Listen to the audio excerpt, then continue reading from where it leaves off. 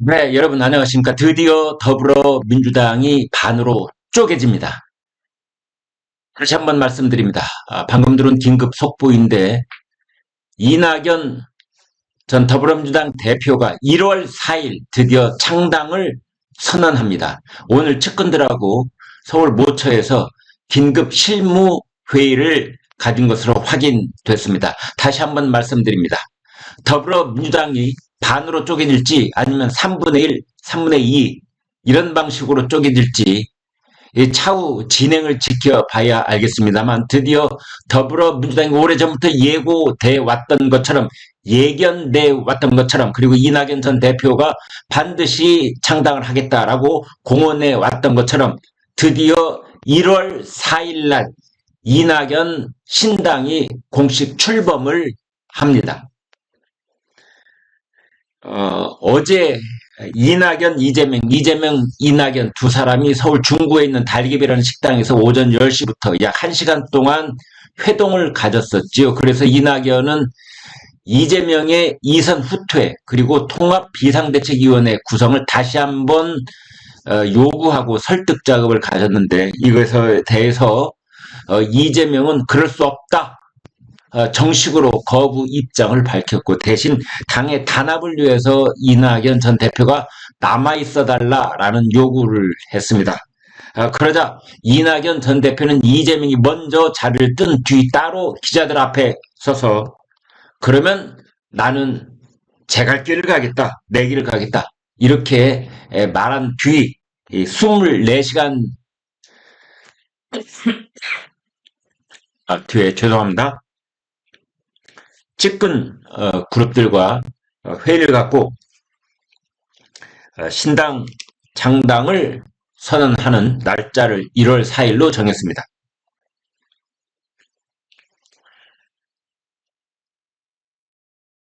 이제 창당을 하기 위해서는 여러 가지 절차가 필요합니다. 각 시도별로 5천 명씩 당원들을 새로 모집하고 준비를 해야 되고요. 여기에 합류하는 인사들의 명단을 원내, 원외 인사들을 쭉 리스트업을 해야 되고 거기에 대해서 전부 다 준비 작업을 해야 되고 조직, 그 다음에 거기 필요한 예산 이런 것들이 마련돼야 합니다. 그 다음에 지역구를 어떻게 후보 추천을 가져갈지 이런 점들이 지금부터 아주 숨가쁘게 실무 작업이 이루어져야 됩니다.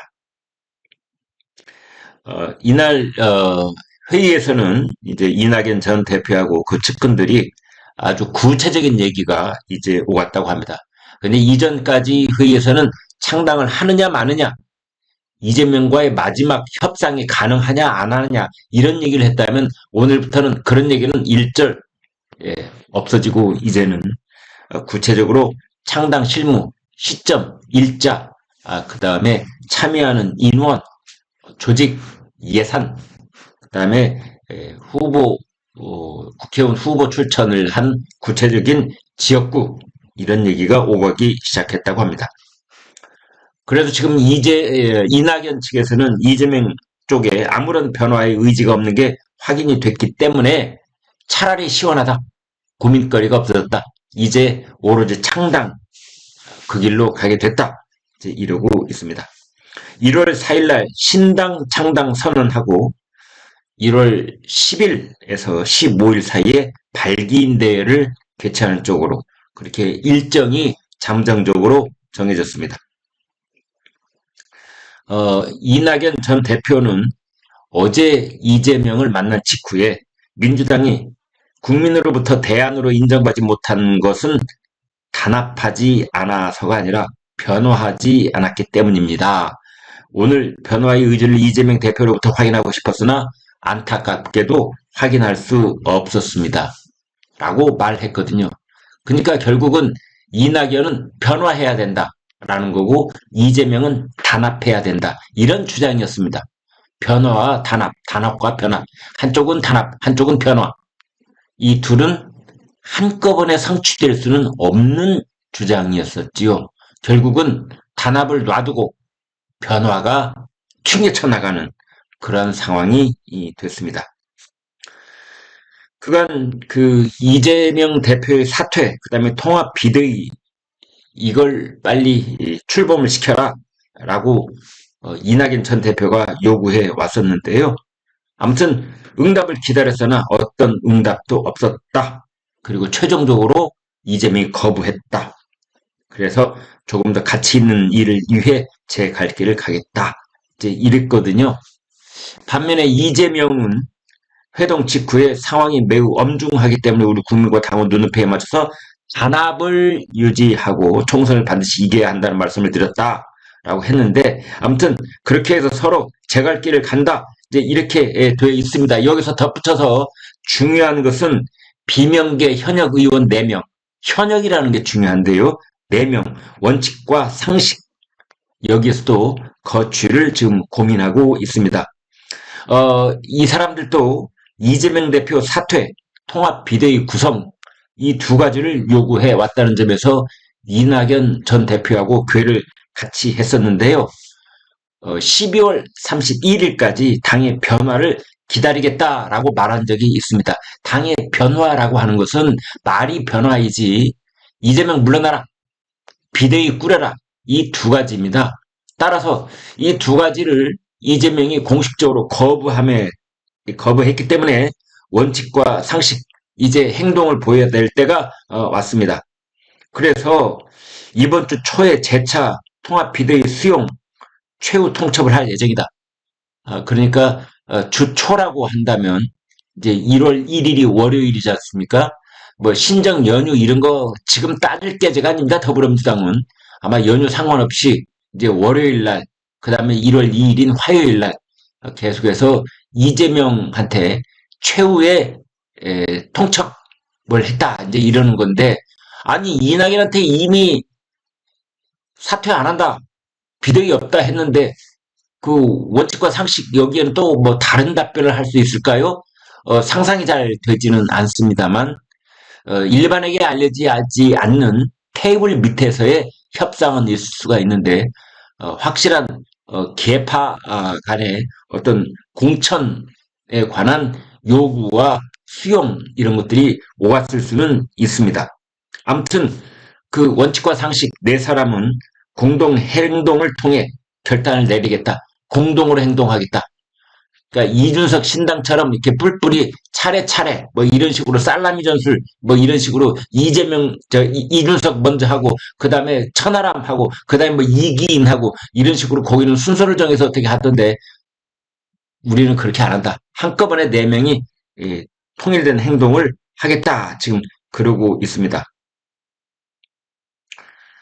더불어민주당 내부의 사정은 복잡합니다. 신당 뭐 어쩔 수 없이 불가피한 상황이긴 하지만 이낙연 신당 제대로 되겠느냐. 나갈 때는 큰 소리 치고 나가지만 찻잔 속에 태풍이 될 가능성도 있다. 이제 이러는 분석도 있습니다. 명분이 없다. 뭐 인물도 없다. 돈도 없다. 이제 이런 얘기하고는 있는데 이건 좀 너무 한 평가인 것 같고요. 또 이런 분석도 있습니다. 칼집에서 칼을 빼겠다! 빼겠다! 이 칼집에 칼이 들어있을 때 그 칼이 무섭고 효과가 있는 거지, 칼집에서 칼을 한 번 빼고 나면, 그러면은 막상 별거 아니다. 긴 장칼이 나올 줄 알았더니 애기게 사과 깎는 과도가 나왔네? 이럴 수 있는 것 아니냐. 또 이낙연 신당이 호남 쪽 지지 기반이 지금 미미한 상황이라고 알려져 있는데 그렇다면 어디 기댈 데가 없는 것 아니냐 이렇게 박하게 평가를 하는 반면에 또 다른 의견들도 물론 있습니다. 신당은 어떤 파장이 일어날지 어떤 회오리 바람이 될지 예측하기 어렵다. 지금이라도 이재명이 이낙연을 몇 번이라도 찾아가서 말려야 한다. 그러니까 여러분, 제가 다시 한번 말씀드리지만, 과거에도 보면은 선거 직전에 한밤중에 무슨 변화가 일어나고, 이,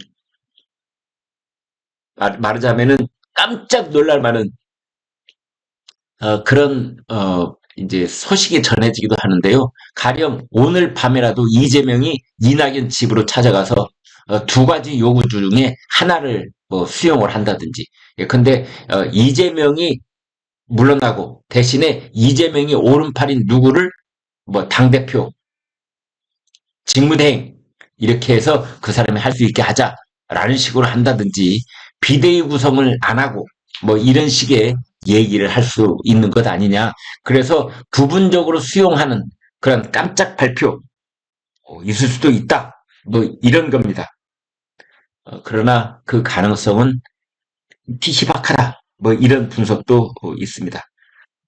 그래서 다시 한번 결론처럼 말씀드리지만 이낙연 전 더불어민주당 대표가 오늘 측근들하고 서울 모처에서 실무회를 가졌다. 이제 이재명과 더 이상 연락할 일은 없다. 끝!